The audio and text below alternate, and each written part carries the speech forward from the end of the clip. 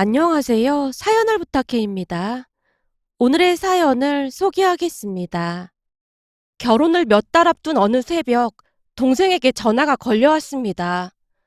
누나, 놀라지 말고 들어. 무슨 일인데 이 새벽에 누나한테 연락을 다 했어? 지금 아빠가 쓰러지셔서 수술 들어가셨어. 뭐? 쓰러지다니? 아빠가 갑자기 왜 쓰러져? 잠시 잠깐 꿈을 꾸고 있는 게 아닌가 싶어 제가 넋이 나간 채 두리번거리고 있었는데요. 휴대폰에서 동생의 목소리가 다시 들려왔습니다. 누나, 듣고 있는 거야? 듣고 있어. 근데 아빠가 왜 쓰러지신 건데? 의사 말이 뇌경색이라고 하더라고. 곧 수술 끝날 것 같으니까 수술 끝나고 나오시면 다시 전화할게. 엄마가 누나 걱정한다고 수술 끝나기 전까지 절대 전화하지 말라고 했는데 아무리 그래도 누나는 알고 있어야 할 것 같아서 연락했어. 대체 뭔 소리를 하고 있는 거야? 그럼 큰일이 있었으면 바로 연락을 했어야지. 그럼 새벽에 쓰러지신 거야? 어, 새벽에 화장실 다녀오시다가 갑자기 쓰러지셨어. 근데 수술하면 괜찮아진다고 하니까 너무 걱정은 하지 마. 동생이 침착한 목소리를 유지하려 애쓰는 모습이었어요. 하지만 동생도 많이 놀란 모양으로 침착하려 노력은 하고 있었지만 동생의 목소리에서 두려움 같은 것이 고스란히 전해져 왔어요. 엄마는 괜찮으셔? 너도 많이 놀랐겠네. 그렇지. 아빠가 쓰러지신 채 말도 못하고 몸도 가누지 못하고 계시는데 정신이 하나도 없어서 119 번호가 생각이 안 나더라니까. 그럼 119 구급차 타고 병원으로 가신 거야? 어, 그래도 구급차가 빨리 와서 얼마나 다행이었는지 몰라. 부른 지 얼마 되지도 않았는데 바로 집 앞에 도착을 했더라고.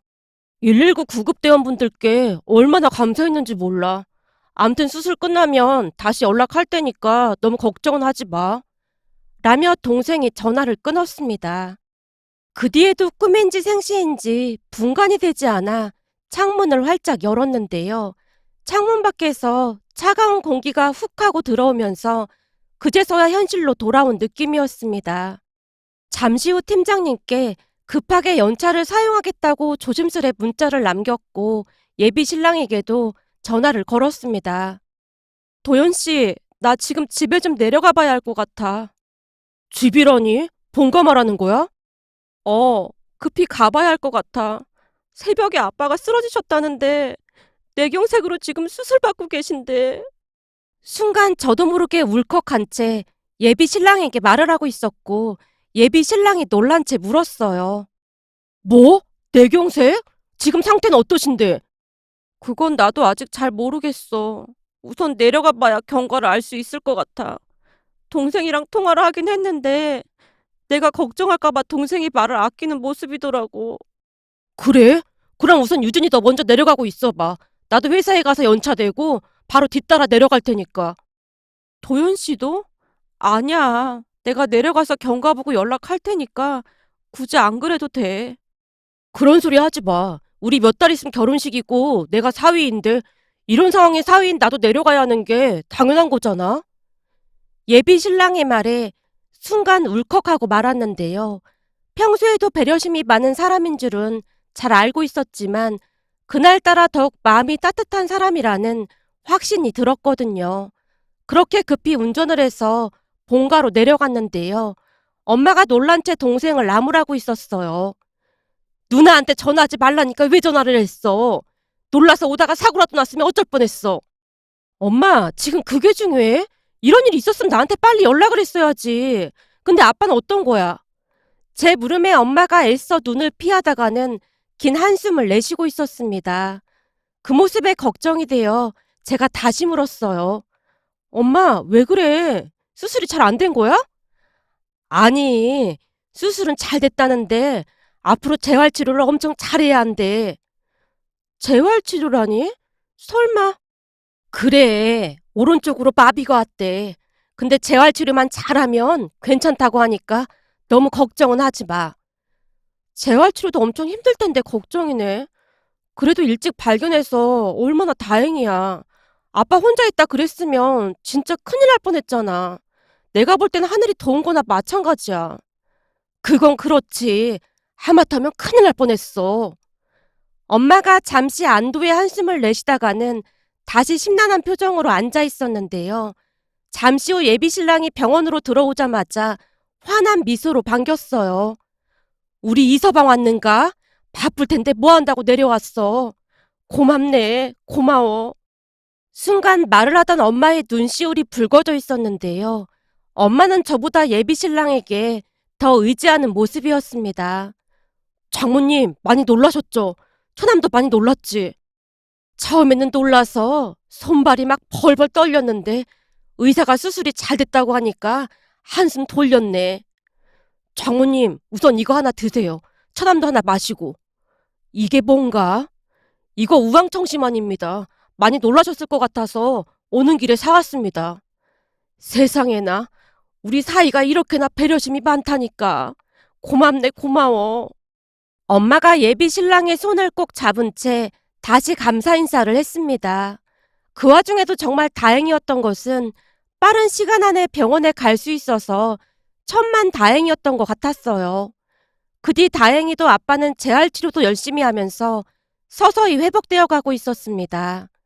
하지만 우리 결혼식이 얼마 남지 않은 상태에서 그런 일이 벌어졌으니 아빠의 표정이 어둡기만 했어요. 그런 아빠를 보며 제가 조용히 물었습니다. 아빠가 너무 스트레스 받는 것 같은데 결혼식을 좀 미룰까? 혹시 사돈 양반들이 그러자고 하는 거야? 순간 아빠가 침울한 표정으로 제게 묻고 있었기에 제가 놀란 채 급히 대답했습니다. 아빠, 절대 아니야. 우리 시부모님들이 어디 그럴 분들이야? 그렇긴 하지. 근데 네 결혼식에 이런 꼴로 가는 게 좀 그렇긴 하지. 평소 아빠 성격은 긍정을 넘어 초긍정적인 편이었지만 갑작스레 그런 큰일을 겪다 보니 많이 위축된 모습이었습니다. 그런 아빠에게 그 어느 때보다 단호한 목소리로 제가 말을 했어요. 아빠, 우린 다 괜찮아. 근데 아빠가 그것 때문에 스트레스 받을까봐 그런 것 뿐이야. 시부모님은 아빠만 괜찮다고 하면 그냥 예정대로 결혼식 올리자고 하셔. 그리고 아직도 몇 달 남았으니까 열심히 재활치료하면 되잖아. 제가 아빠를 안심시킨 뒤 병실 밖으로 나왔는데요. 엄마가 제 손을 잡아 끌더니 조용히 물었어요. 며칠 전에 사돈 양반 두 분이 병문안 왔을 때도 다 괜찮다고 하긴 했었는데 그냥 결혼식을 해도 되는 건지 모르겠다. 재활치료라는 게 시간이 걸리는 거라 아무리 열심히 한다고 해도 결혼식 날도 휠체어에 타고 있어야 할 것 같은데 시부모님이 여기까지 병문안을 오셨단 말이야? 너 모르고 있었어? 며칠 전에 왔다 가셨어. 우리한테 불편하면 결혼식을 연기해도 괜찮고 그냥 한다고 해도 아무 상관도 없다고 하시면서 우리한테 무조건 다 맞추겠다고 하셨어. 세상에 그런 분들이 어딨겠니? 어찌나 고마웠는지 모른다. 그제서야 시부모님이 병문안 다녀간 걸 알게 돼서 많이 놀란 채 서 있었는데요. 엄마가 제 눈치를 보며 다시 말을 꺼냈어요. 저기, 아빠가 네 결혼식장에 저런 모습으로 가고 싶지 않다고 하면서 그냥 큰아빠 손잡고 들어가게 하라고 어찌나 난리를 치는지 몰라. 뭐? 무슨 말도 안 되는 소리야. 그리고 신부 입장은 우리 둘이 같이 입장하기로 했어. 요즘은 그렇게 하는 사람들도 많거든. 그러니까 그런 걱정은 할 필요 없어. 혼주석에 앉아있다가 사진만 찍으면 되니까 너무 걱정하지 마. 그래도 사람들이 좋은 날 앞두고 저렇게 돼서 혹시나 수군거릴까봐 아빠가 걱정이 태산이야. 거기다 결혼식 사진을 휠체어에 앉아서 찍는 것도 그렇게 싫은 모양이고. 엄마가 걱정스레 다시 긴 한숨을 내쉬고 있었습니다. 엄마도 아빠와 마찬가지로 매사 밝은 성격이었는데요. 아빠가 쓰러지고 나서는 한숨을 쉬는 일이 잦아졌습니다. 그 뒤 우리는 예비 시댁에 찾아가서 진지하게 의논을 할 수밖에 없었어요. 우선 시아버님이 신중하게 말을 꺼냈어요. 이 문제는 무엇보다도 바깥 사돈의 마음이 중요한 거야. 바깥 사돈 생각은 잘 확인해 본 거니? 네, 재활 치료를 한다고 해도 언제쯤 완쾌가 될지 알 수 없으니까 아빠는 그냥 예정대로 결혼식을 올렸으면 하시더라고요. 그런데 문제가 있는데요. 제가 선뜻 말을 꺼내지 못한 채 두 분 눈치만 보고 있었는데요. 문제가 있다니? 무슨 문제? 그게 아빠가 결혼식 참석을 거부하고 있는 상황입니다. 뭐? 아무리 그래도 그렇지. 하나뿐인 딸 결혼식에 참석을 하셔야지. 저도 같은 생각이긴 한데 아무래도 스스로 마비가 오다 보니까 큰 충격을 받으신 것 같아요. 거기다 평소 워낙 건강하시던 분이라서 더 충격을 받으신 것 같아요. 이거 참 이럴 수도 없고 저럴 수도 없는 상황이네. 라며 시아버님이 땅이 꺼져라 한숨을 내쉬고 있었는데요. 결혼식을 앞두고 그런 일이 생겨서 예비시댁 가족들에게도 참 미안하기만 했습니다. 결국 그날 결론을 맺지 못한 채 집으로 돌아갔고 며칠 뒤 다시 예비시댁을 찾았는데요.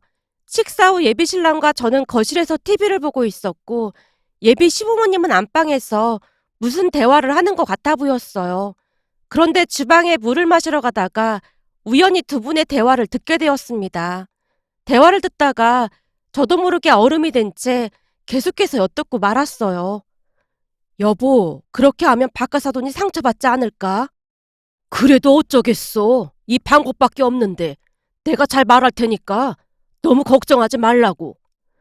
사돈 사이라 더욱 조심스러운데 내가 어떻게 걱정을 안 하겠어. 거기다 혹시 유진이가 알면 기분 나빠할 수도 있는 문제고 말이야.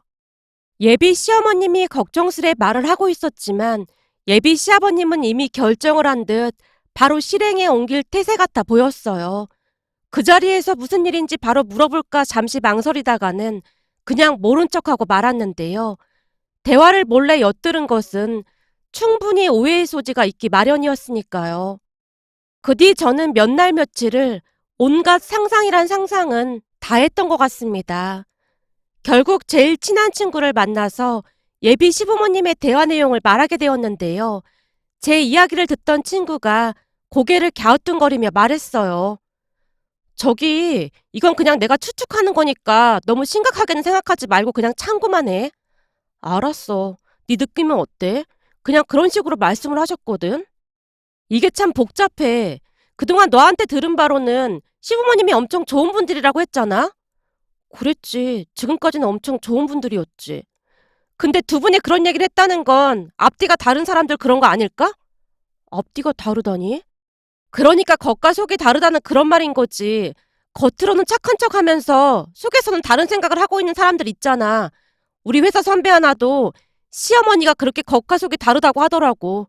그 언니네 남편 있을 때는 그렇게 잘해주다가 없을 때는 엄청 잔소리하고 막 그런데 오죽했으면 녹음까지 해서 남편한테 실상을 알렸다고 하더라고.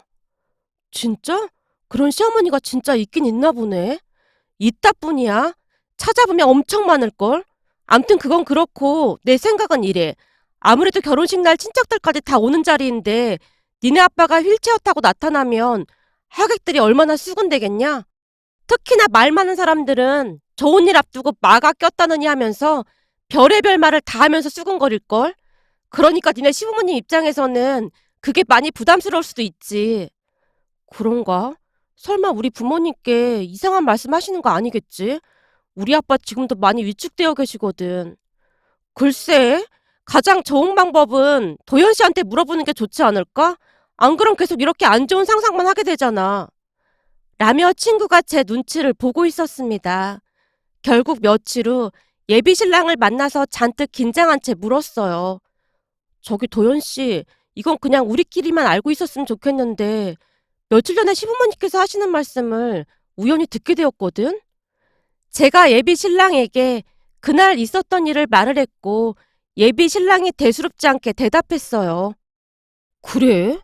근데 신경 쓸 필요 없을 것 같아. 부모님께서 알아서 하시겠지 뭐. 그러니까 너무 걱정은 하지 마. 혹시나 해서 물어보는 건데 우리 아빠가 휠체어 타고 혼주석에 앉아있는 거 시부모님 입장에서는 좀 그럴 수도 있겠지? 그럴 수도 있다는 말이 무슨 뜻이야? 그러니까 하객들이 막 수군거리고 그러는 거 걱정하시지 않을까 싶다는 말이지. 아니 남의 결혼식에 와서 그걸 수군대는 사람이 있다는 말이야? 설마 그런 사람이 있겠어? 내가 보기엔 유진이 너가 너무 예민한 것 같은데 마음을 조금만 여유 있게 갖도록 노력해봐. 설사 하객들이 수근거린다고 해도 그게 무슨 문제가 되겠어?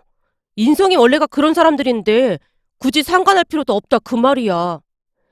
예비 신랑이 어찌나 힘주어 말을 하던지 그 부분에 대해 더 이상 대화를 할 수가 없었습니다. 그렇게 몇 달이 지나 결혼식 날이 되었는데요.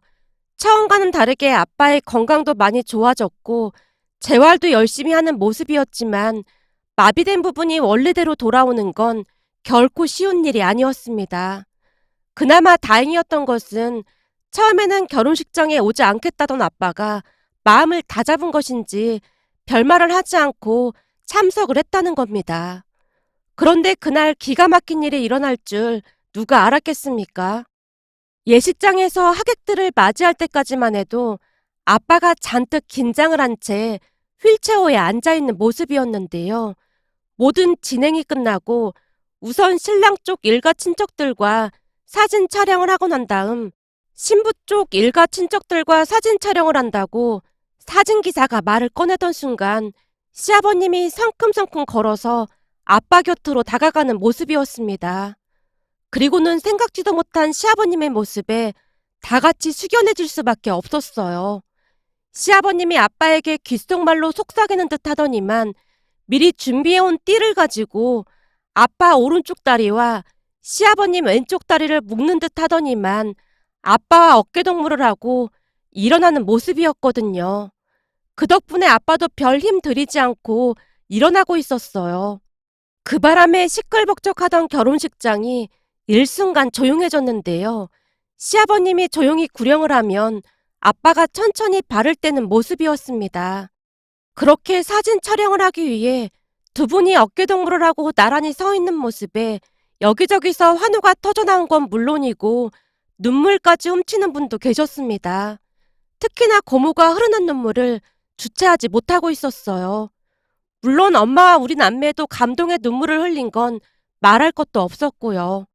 그렇게 시아버님이 모든 결혼식 사진에 등장하는 아주 조금은 특이한 결혼식이 되었답니다. 잠시 후 모든 촬영이 끝나고 고모가 시아버님께 조용히 감사 인사를 했어요. 어찌 보면 안 좋게 생각할 수도 있는 부분인데도 불구하고 이렇게 마음 써주셔서 정말 감사합니다. 우리 유진이가 이렇게 좋은 시부모님을 만나게 돼서 얼마나 좋은지 모르겠어요. 항상 감사하는 마음으로 살겠습니다. 라며 고모가 다시 한번 눈물을 훔치고 있었습니다. 그동안 고모도 얼마나 마음고생을 많이 했을지 그냥 한눈에 봐도 알 수가 있었어요. 그런 가족들의 모습에 마음이 따뜻해질 수밖에 없었고 우리는 세상에서 가장 행복한 결혼식을 올렸습니다. 더욱 다행이었던 것은 결혼식 이후 아빠의 표정이 많이 달라져 있었다고 해야 할까요? 그동안은 내내 위축된 모습이었지만 결혼식 이후에는 예전의 밝은 모습으로 돌아온 모습이었으니까요. 그러면서 그 어느 때보다 재활치료에 더욱 전념을 하는 모습이었습니다. 신혼여행을 다녀온 뒤 친정에 갔더니 아빠가 밝은 목소리로 말을 했거든요. 결혼식 전에 사돈 양반이 거의 주말마다 여길 내려와서 같이 일어나서 걷는 연습을 했어. 내가 다치기라도 할까봐 어찌나 신경을 쓰시던지 그 마음이 너무 고마워서 이 아빠가 정말 열심히 노력했다. 유진이도 앞으로 시부모님께 잘해야 한다. 세상에 그런 분들이 어딨겠어.